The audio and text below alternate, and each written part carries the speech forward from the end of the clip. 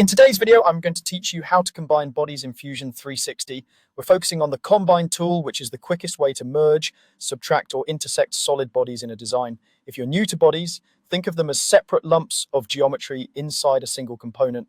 Combine lets you control how those lumps interact so you can shape your model efficiently. Start by making sure you're working in the solid environment. Then open the Combine tool by going to the toolbar, selecting Modify, and choosing Combine. This brings up a small dialog where you'll make all your choices. If you don't see the option, double check that you're not in a different workspace like Surface or Mesh. Next, select your target body. This is the body you want to keep as the main result. Click it directly in the canvas or pick it from the browser on the left. The target is important because it's the body that will be modified by whatever operation you choose. If you're working with a busy model, it can help to temporarily hide anything you don't need to see, so your selection is clear and intentional. Now select the tool bodies. These are the additional bodies that will interact with the target. Click one or multiple bodies. Fusion 360 lets you add more than one tool body by holding Shift or Control while selecting.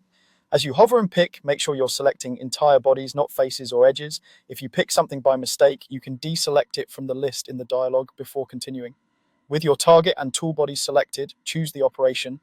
Join will merge the tool bodies into the target, giving you a single continuous body.